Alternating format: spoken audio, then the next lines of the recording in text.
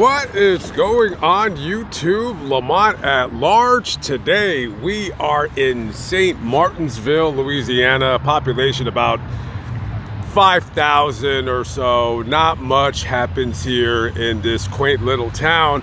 However, I'm going to tell you a story that is not so quaint. It's a story about a young man by the name of Willie Francis who was executed via Louisiana's, at the time, portable electric chair, not very far from where I stand here right now. And the story begins right across the street. Story's a little dicey, it's a little strange, it's a little weird. You be the judge. What really happened? Was Willie Francis honestly guilty of this crime? Back in the 1940s, right in front of you used to stand the Pavia building, and in that building was a small business, Thomas Drugs, and that business was owned by the town's only druggist, only pharmacist. His name was Andrew Thomas. Some people would describe Andrew Thomas as friendly guy, nice personality. Some people thought he was good looking, and being that he was the only druggist, pharmacist here in town, and in that pharmacy, he had a thing called a soda fountain. So he was quite popular with the kids in the area. As long as they had a nickel, come on down. Hey, I really want a soda. I don't have a nickel. Okay, no problem. Pay me back on Tuesday. And he would do that for a lot of the local kids here in St. Martinsville. And a kid who was born and raised here in St. Martinsville, Louisiana, who used to work at this drugstore, his name was Willie Francis. And the encounter between Willie and Mr. Thomas starts right here. Now, there was a time that Willie Francis worked for Andrew Thomas. As a matter of fact, it wasn't a traditional job that many of you guys out there have where you punch in a time clock. No, Willie Francis would go throughout all of these businesses offering to do any kind of labor, if you will, whether it would be to sweep inside the store, deliver something from one building to another, whatever he could do to earn a couple bucks. He would walk up and down the main street right here, stopping by through these businesses, asking if they needed anything. This was what used to be 800 Washington Street here. This was where Willie Francis was born on January 12th, 1929. One of 8 children, or one of 13. It depends on who you want to believe, what you want to believe. Some say 8. Others say 13. Whatever the case might be, that's a lot of kids in one household where only the father is working. Willie's dad worked as a farmhand, and his monthly pay was about $35 or so. Now, here's where the story always gets a little bit dicey. Is like, I like to use that word. These old stories, people's interpretations of what was truth and what was not so truth always differ in some way or another. Some people would say that Willie was bright, was a bright kid. Others would say not so bright. Willie had a really bad stuttering problem. So when Willie was growing up in this neighborhood, he wouldn't hang out with the kids in the same area his own age.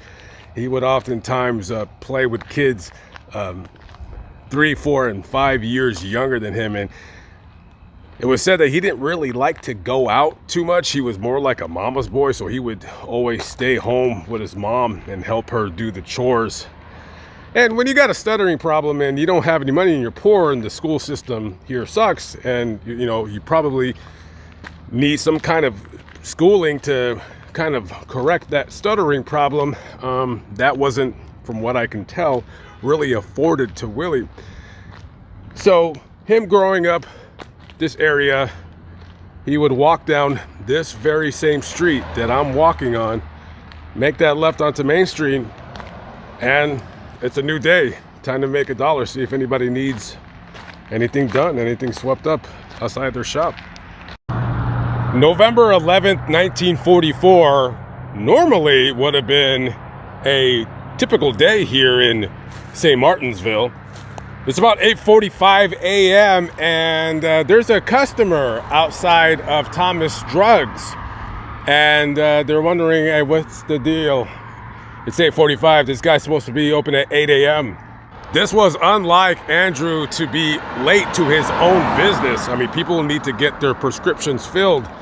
So a man that owned a business right next door to where the pharmacy was, he was talking to a woman outside, and she says, well, listen, me and my husband will go to his home and see if he's okay. Maybe he's sick or what have you.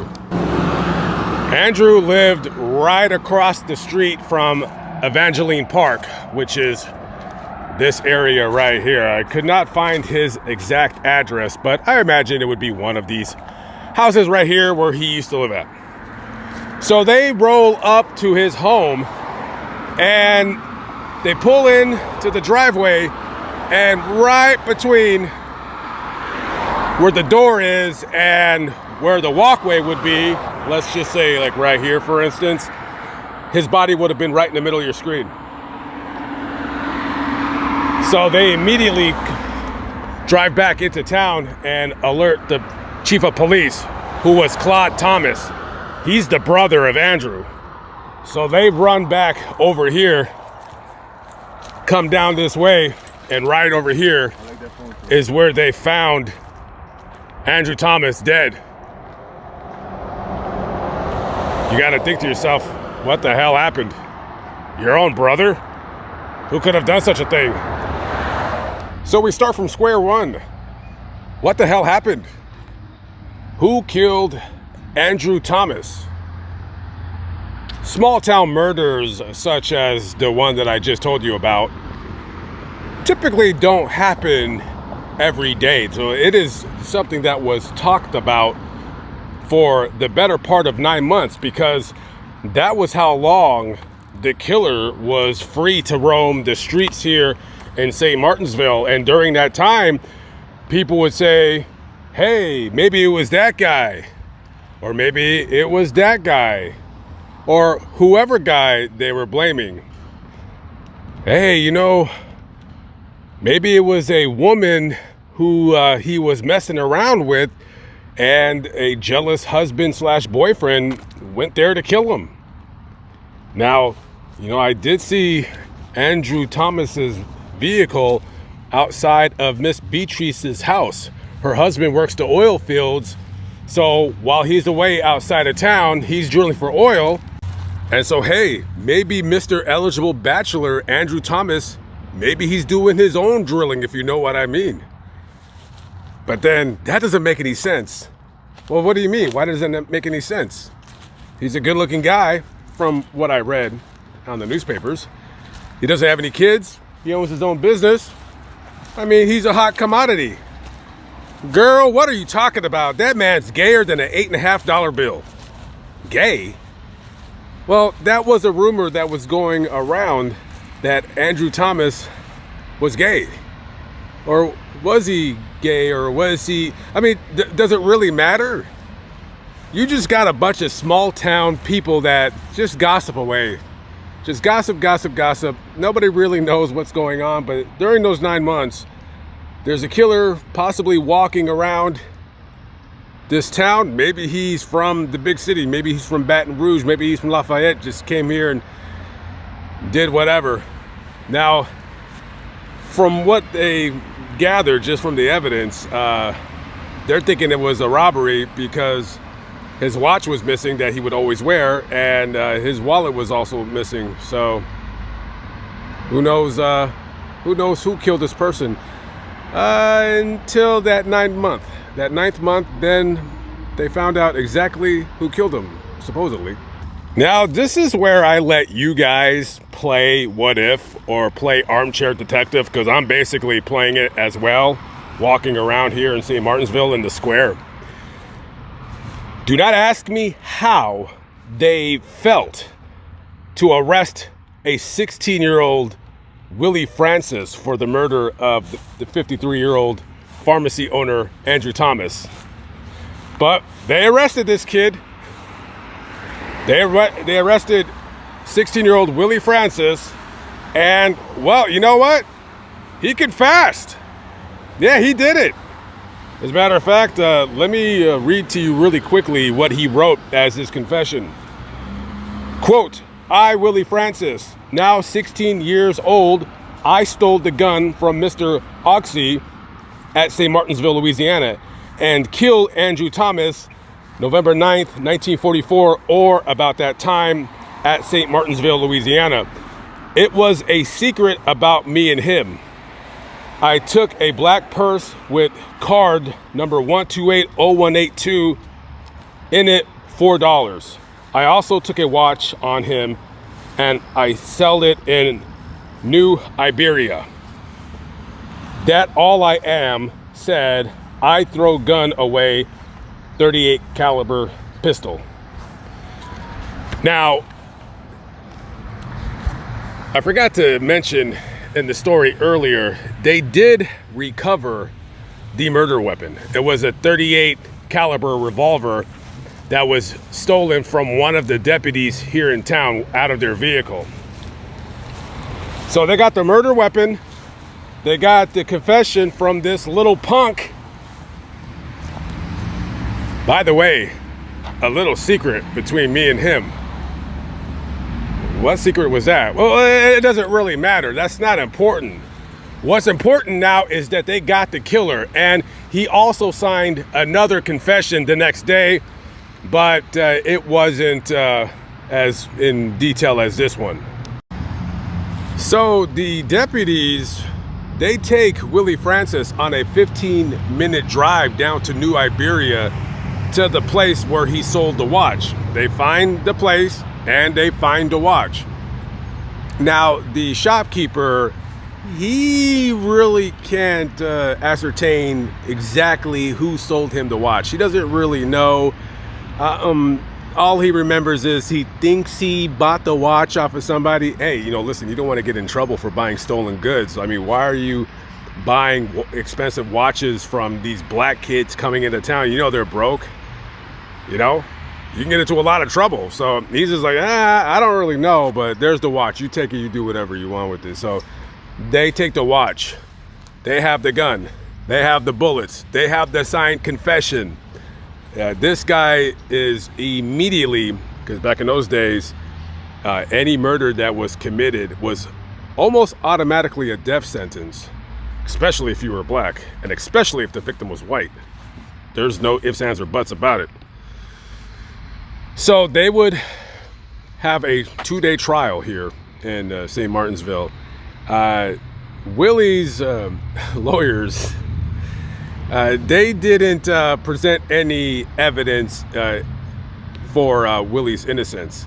He did plead not guilty after signing both confessions. I don't know why, but he pleads not guilty.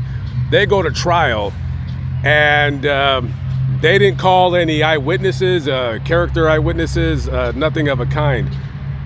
Now, however, the prosecution, they got a pretty tight case, right? They have the murder weapon. Oh, no, we don't have the murder weapon. Yeah, no, we don't. We had shipped it off to the FBI for analysis, and it got lost in the mail with the bullets. Oh, okay. What about the bullets you retrieved from the body of Andrew Thomas? Well, they were in that same package, so they're all gone. Okay. Hey, it happens. The Postal Service, they're not perfect. I'm well aware of that. They're definitely not perfect. But you do have a record of the fingerprints that you lifted off the gun that match Willie Francis's, correct? Yeah, well, we didn't dust the gun for fingerprints. Okay, so you don't have the fingerprints, you don't have the gun, you don't have the bullets. As a matter of fact, we don't even really know if that gun is the same gun used to kill Andrew Thomas. What the hell is going on here? However, they're like, well, he did it. He has a signed confession. I just read it to you, the signed confession. So he eventually is found guilty of the murder of Andrew Thomas on solely his written confession. And this is the courthouse where Willie Francis was found guilty of the crime of murder and sentenced to die via electric chair on May 3rd, 1946. But not just any old-fashioned electric chair. No, this was a portable electric chair that was traveling along with a portable generator.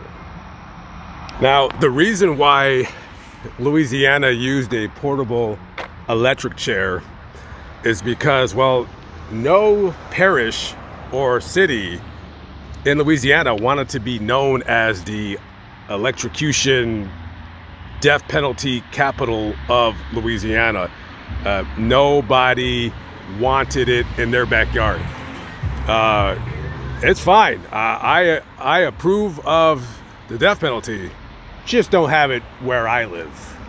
So they would bring this 300-pound electric chair with this 2,500-pound generator, and then they would do the executions at the different courthouses in whatever place that they were convicted of.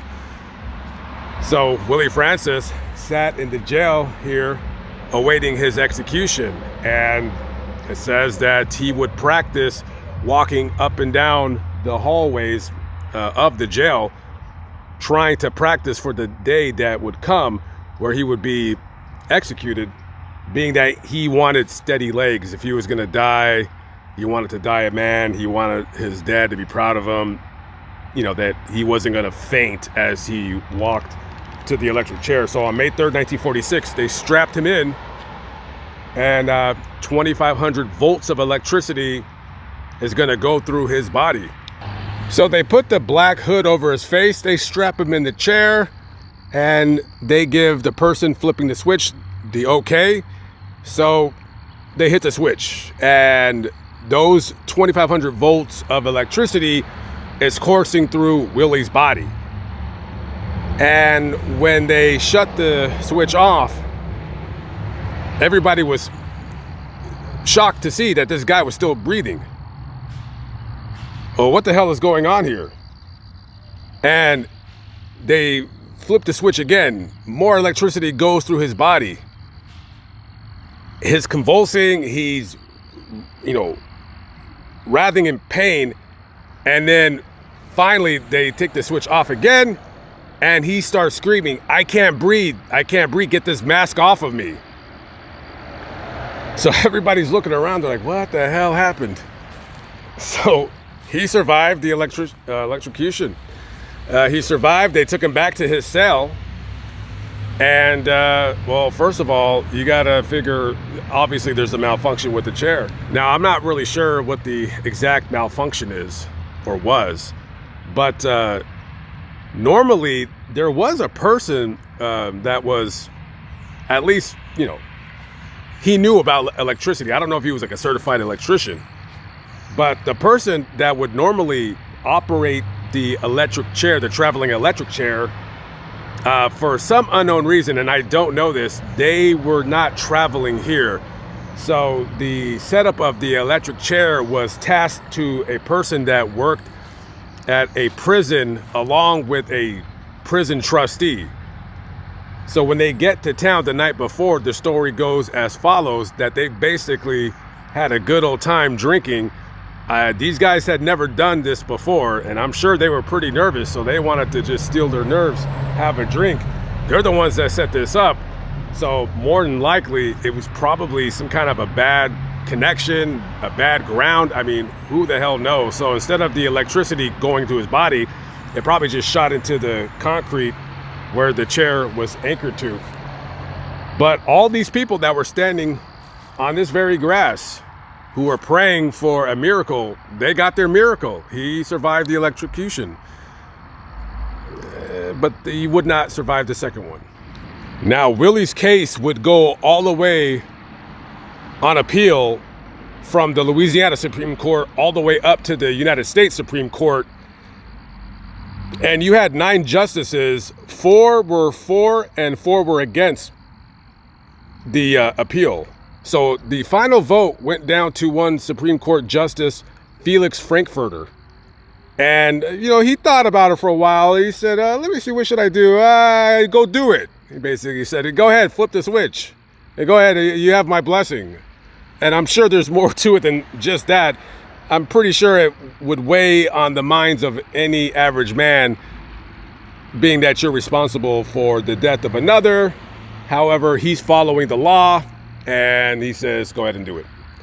Go ahead and do it, guys. You have my blessing. So on May 9th, 1947, Willie Francis, now again, he's walked to the electric chair, 18 years of age.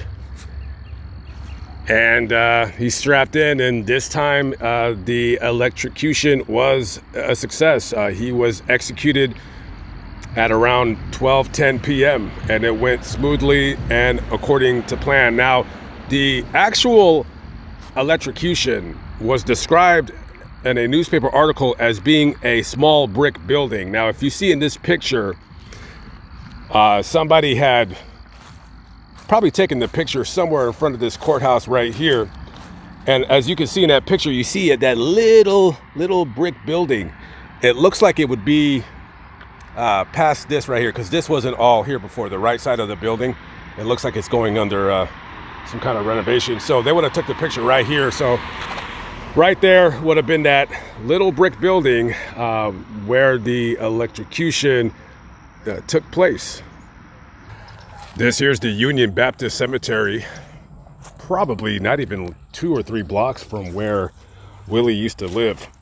Now, on the Find a Grave, it says that he's buried here. Now, sometimes Find a Grave is wrong. I could not find anything online as to where his burial was going to take place, but if anything, it would definitely be right here. So I do feel that he is somewhere on the grounds here of this cemetery is where he is. So I was walking around, I was looking for possible family members. So right ahead of me right here are a couple of men with the last name of Francis. You got Dale and Charles Francis right here. And so I do not know if they're related. You have another Francis over there. And in Louisiana, normally burials are these above ground crypts. And I looked over everywhere and I can't find anything of the sort. This one's full of water. And this was where the other Francis was. Now, there's another stone right here. I mean, did it once say Willie Francis? I have no idea. Normally, these crypts can fit 2 caskets. And if they want to dig even further, 3. So there would be one at the bottom, and then the next one would go on top. So somewhere here, possibly, anyways, in this cemetery is the body of Willie Francis. Some who would say he was wrongfully executed.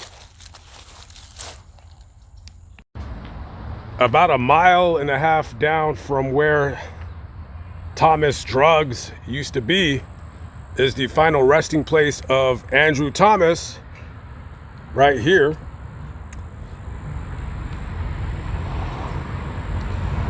And he is interred in this crypt along with his sister Anna.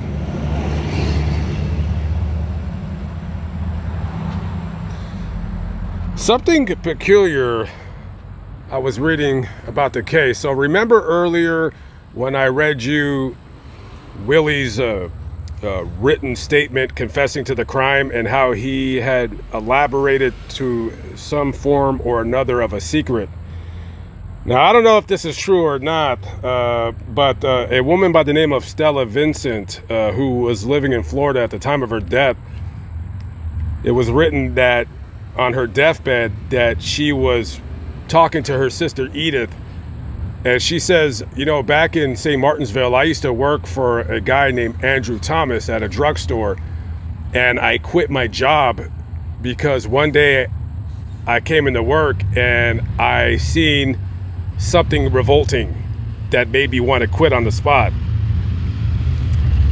Whatever that thing that was, she supposedly said what happened between Andrew and Willie. I don't know how true that is. I don't know, but his written statement did say something about a secret. What was that secret? I don't know. You tell me, because I wasn't there. I don't know. I find that oddly strange. Regardless of the fact, this man was in fact murdered. And the question will remain, did Willie Francis actually kill this man?